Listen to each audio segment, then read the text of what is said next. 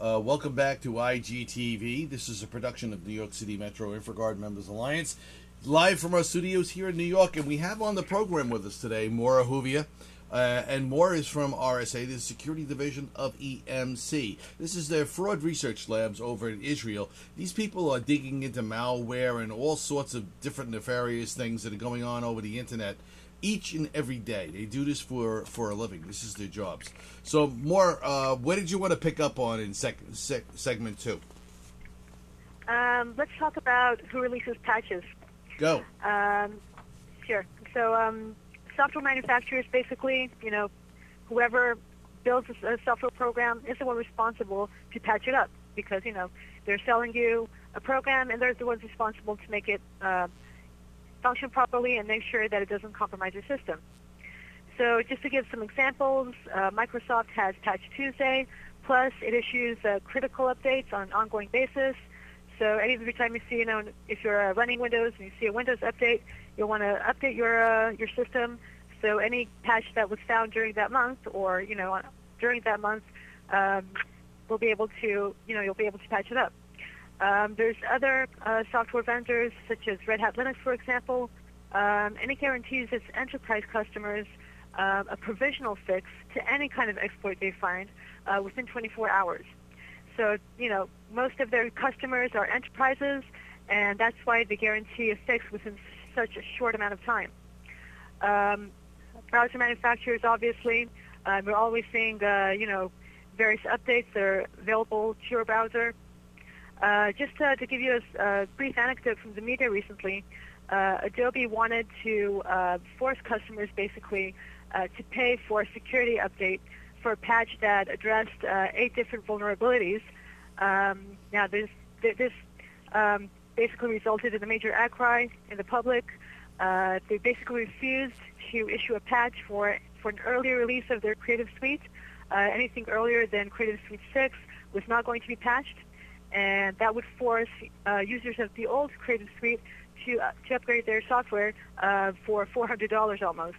So, this made a lot of customers very furious, and eventually they backed down. As far as speculations go, some think that maybe Adobe itself had to pay a researcher vast amounts of money to find these exploits, and they may wanted to roll over that cost to customers. So not a good idea.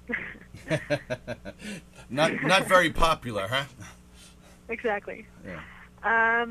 So if we have a few more minutes, I'm just going to touch on 2 more points here. As far as the most commonly targeted programs go, the number 1 targeted program or types of programs are web browsers. Everybody browses the internet. We all use different kinds of browsers, and that's why hackers want to be able to exploit those programs as much as they can. So that's your number 1 target as far as finding exploits go. Right. Microsoft Office applications, if a black hat knows what he's doing, you're going to have worksheets or presentations or Word documents that are going to be bound with malware. When you open it, you're not going to see anything. You're just going to see a regular Excel sheet. So Microsoft applications, Office applications are another very big target.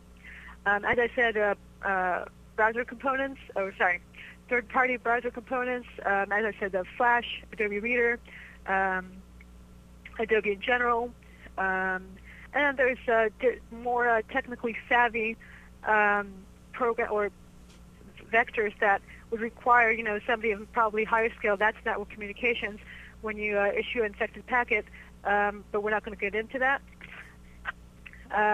Do we have another minute? Yeah, go right ahead. Okay, great. So who do these exploits target? We can think of 2 types of software when we're talking about zero-day exploits. Some people may look for exploits in software that is widely used by the masses. So this may be open source software, like I said, browsers that's free, or maybe off the shelf, like Microsoft Office, Adobe. So if you're looking to target as many people as possible, for example, you want to be able to infect as many people as possible with Trojans, you're going to look at widely used software to find an exploit there. Now, if you want to target a very specific organization or company, you're going to try to find the specific, software used by its main critical servers, and then try to find an exploit there. Just to give you some examples, the Stuxnet were at the time.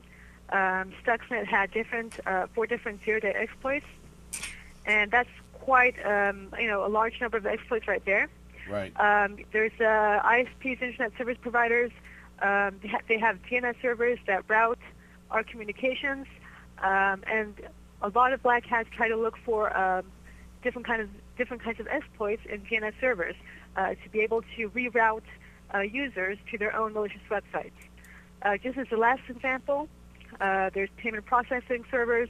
There was the whole Heartland incident, RBS WorldPay. So there's also very specific software that some black hats will try to get their hands on.